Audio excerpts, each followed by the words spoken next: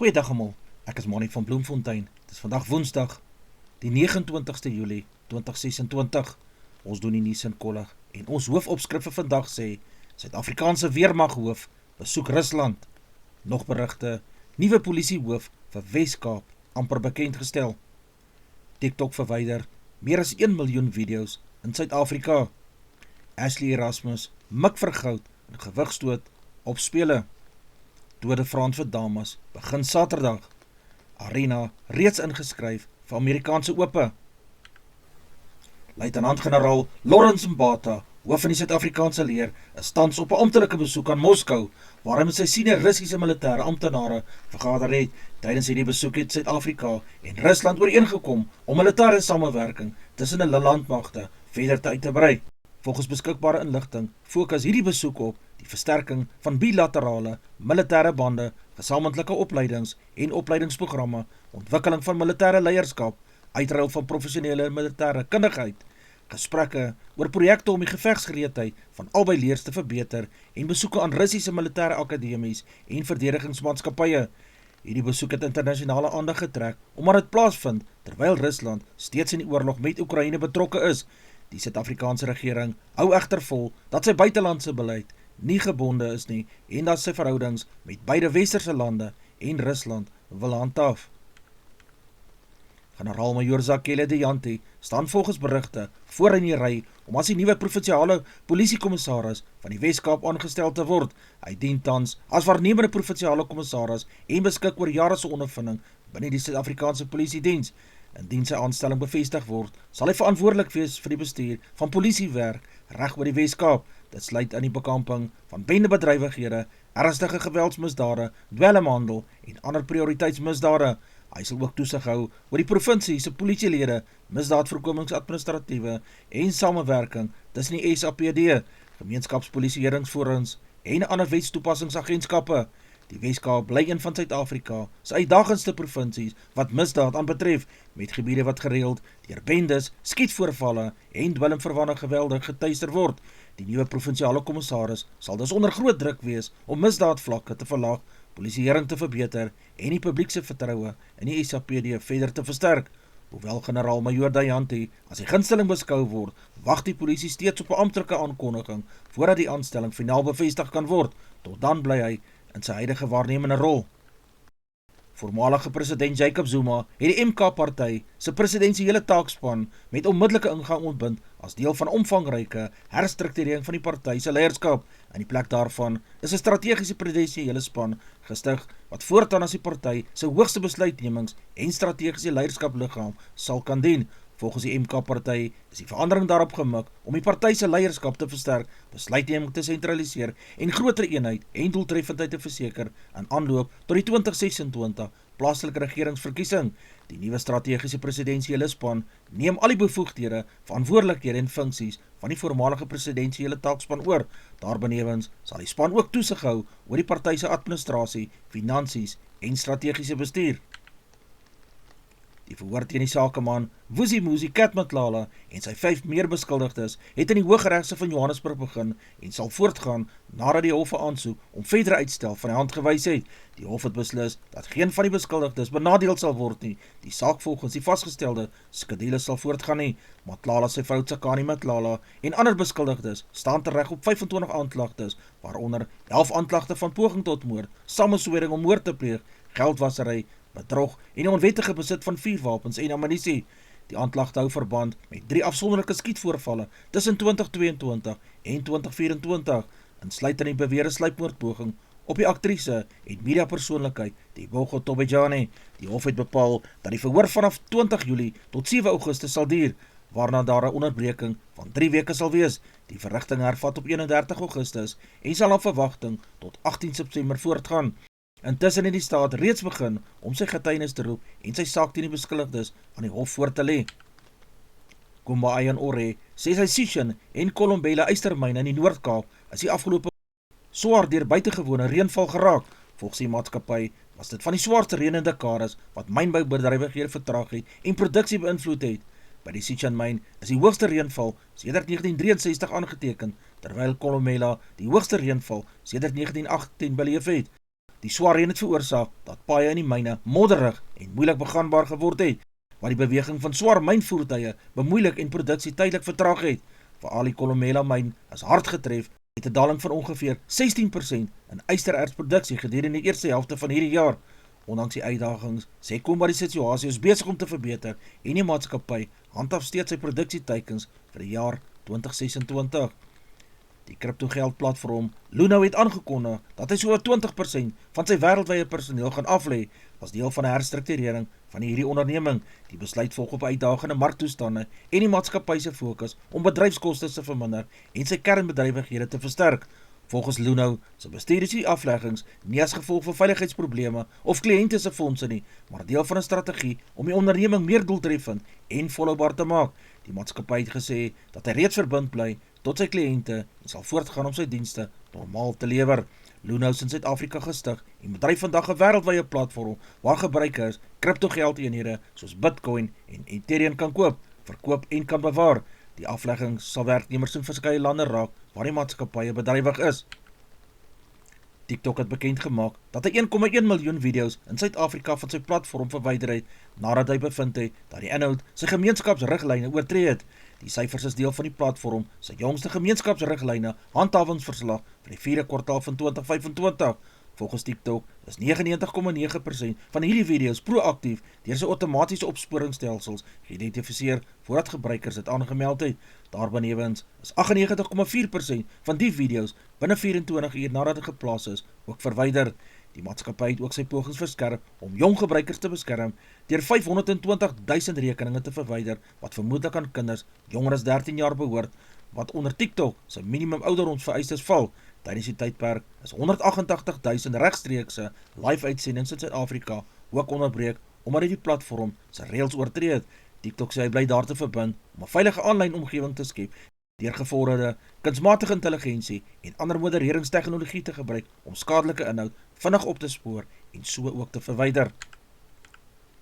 Die hoofafrigter van die bulle, Johan Ackerman, sê hy is opgewonde oor die nuwe spelers wat by die groep aangesluit het en glo hulle sal die nodige diepte en mededing in die span bring vir die komende wedstryd teen die All Blacks. Ackerman het gesê die nuwe spelers het reeds tydens oefensessies beïndruk en pas goed aan by hierdie span se kultuur en sy leefstyl. Volgens hom is gesonde mededinging vir plekke in die span noodsaaklik om die standaard hoog te hou en spelers op hulle beste te laat presteer. Hy het verder beklemtoon dat die wedstryd in die All Blacks een van die grootste uitdagings van hierdie seisoen sal wees en dat elke speler gereed moet wees om sy kans aan te gryp. Die afrigter is vol vertroue dat die groter diepte in die groepiespan meer opsies sal gee om hulle beter sal voorberei vir die intensiteit van hierdie wedstryd. Die bulle sal hoop dat die vars talente positiewe bydrae kan lewer wanneer hulle die sterk All Blacks aandurf en wat na verwagting 'n taai opwindende ontmoeting sal wees. Die Springbok vrouespan vertrek vandag na Fiji, waar hulle in 2 internasionale toetswedstryde sal speel as deel van hulle voorbereidings vir die komende seisoen. Die hoofafrigter, Swys de Bruin, het sy groep van 26 spelers aangekondig en sê hy is tevrede met die balans tussen ervaring en jong talent in die groep. De Bruin het die spelers geloof vir hulle harde werk tydens die voorbereidingskampe en glo die toer bied uitstekende geleentheid om kombinasies te sluit en warevolle internasionale ervaring ook op te doen. Hy het gesê die span is goed voorbereid en vasbeslote om die toer op 'n positiewe noot te begin. Volgens die afrigter is Fiji 'n fisieke en onvoorspelbare teenstander, maar hy is vol vertroue dat die Springbok vroue die uitdaging sal aanpak. Hy het ook beklemtoon dat die toer 'n belangrike stap is in die span se voorbereiding vir toekomstige internasionale toernooie. Die Springbok vroue hoop om 'n sterk vertonings te begin aan albei toetse, hulle momentum voort te sit en met goeie uitslae uit Fiji terug te keer na Suid-Afrika. Die Suid-Afrikaanse gewigstoter Ashley Erasmus sal vandag in die vroue se gewigstoot by die 2026 Statebondspel in Glasgow ook in aksie wees. Erasmus is een van Suid-Afrika se groot medalje vooruitsigte nadat sy reeds 'n Afrika kampioen en Statebondspele deelnemer geword het. Die 21-jarige atleet het die afgelope paar jaar uitstekende vorm getoon en spog met 'n persoonlike beste en 'n afstand van 18,17 meter. Sy het goud gewen in die Afrika speler en die Afrika atletiek kampioenskappe en sal hoop om nog die sukses op die Statebondspele voort te sit. Die Suid-Afrikaanse ondersteuners sal hoop dat Erasmus vandag 'n sterk vertoning kan lewer en moontlik nog 'n medalje vir span Suid-Afrika by die spele kan inoes. Na 3 agtereenvolgende oorwinnings by die 2026 Statebondspel in Glasgow wag die grootste toets nog op die Suid-Afrikaanse Protea netbalspan wanneer hulle vandag teen die verdedigende kampioene Australië gaan te staan kom. Die Proteas het hulle groepwedstryde met oortuigende vertonings begin en is steeds onoorwonne. Hulle sterk vorm het hulle in 'n uitstekende posisie geplaas, maar Australië word steeds as een van die gunstelinge vir die goue medalje beskou. Die Suid-Afrikaanse afrigter Jenny van Dijk het gesê haar span is vol selfvertroue en sien uit na die uitdaging. Sy glo die 3 vorige oorwinnings het die spelers se geloof versterk en dat hulle gereed is om hulle self teen die wêreld se sterkste netbalspanne te toets. Die oorwinning oor Australië sal 'n groot hupstoot vir die Proteas se medalje-inspirasies wees en hulle posisie op die punteleer ook verder versterk. Die 2026 Tour de France vir dames begin Saterdag 1 Augustus met die depart in Lausanne, Switserland. Dit is die eerste keer sedert 2024 dat die vroue toer buite Frankryk afskop en die wedren beloof ook om die moeilikste in sy geskiedenis te wees. Vanjaar se toer bestaan uit 9 skofte oor 1175 km en eindig op 9 Augustus in Nice in Frankryk. Die route sluit 3 skofte in Switserland, 'n individuele tydtoets in Dijon in en die eerste besoek aan die legendariese Mount Ventoux vir die vroue toer in. Van die grootste gunstelinge vir die geeltrui is die verdedigende kampioen Pauline Ferrand-Prévot, Demi Vollering, Marlene Rooser en Anna van Bregging. Met die uitdagende route en sterk deelnemersveld word een van die mees mededingende Tour de France wedrenne vir vroue nog verwag. Die wêreldse voorste vroue tennisspelers het reeds hulle inskrywing vir vanjaar se Amerikaanse Ope bevestig. Die wêreldnommer 1, Aryna Sabalenka, sal die deelnemersveld aanvoer wanneer die laaste Grand Slam toernooi van hierdie jaar volgende maand in New York gaan afslaan. Ander groot name wat ook ingeskryf is, sluit in Coco Gauff, Iga Swiatek, Jessica Pegula, Mira Andreeva en Jasmine Paolini van Italië. Die toernooi beloof om vanjaar een van die sterkste deelnemersvelde in onlangse jare te hê. Sabalenka sal een van die gunstelinge wees om die titel te wen nadat sy die afgelope seisoen uitstekende tennis gespeel het. Aanhangers sal uitsien na topklas wedstryde tussen die wêreld se beste spelers terwyl hulle meeding om een van die mees gesogte titels in internasionale tennis. Advertensie van Netwerk 24, teken in en kry verskeie tydskrifte en koerante. Advertensie van Bloemkeel vir jou. Jy kan vir Dian of Susan by 082-390-3339 kontak. Hulle sê jou voertuig se registrasie namens jou behartig. Ons weerberig vir die streek lyk so: Messina 1225, Polokwane 820, Lephalale 824, Mbombela 1024, Mahikeng 823, Pretoria 921, Johannesburg 919, Ermelo 618, Galagadi 1227, Gaborone 1024, Richards Bay 1419, Pietermaritzburg 813, Durban 1316, Port St Johns 1114, Pongola 1225, Maputo 1626, Bethlehem 517, Bloemfontein 318, Alawal Noord 49, Welkom 822, Vryburg 824, Kimberley 719, Appington 922, Prieska 718, Springbok 723, Karasburg 822, Keetmanshoop 1326, Mariental 1128, Alexander Bay 1328, Brandvlei 618, Loedersbaai 1628, Vredendal 1023, Kaapstad 1020, Sutherland 29, George 817, Jeffreys Bay 1017, Geberra 917, Graaff-Reinet 49, Kaaphooglas 1217, De Aar 513, Molteno 2 in die oggend, 4 in die middag, Beaufort Wes 7 en 11, Oos-London 913, Mabalane 1525. Ons verkorte weerberig per provinsie, die Weskaap koud tot koel met gedeeltelike wolke. Reën word langs die suidkus verwag, die Noord-Kaap sonnig en droog, maar koud in die oggend met matige middagtemperature. Die Oos-Kaap koel met gedeeltelike wolke, enkele buie moontlik langs die kus.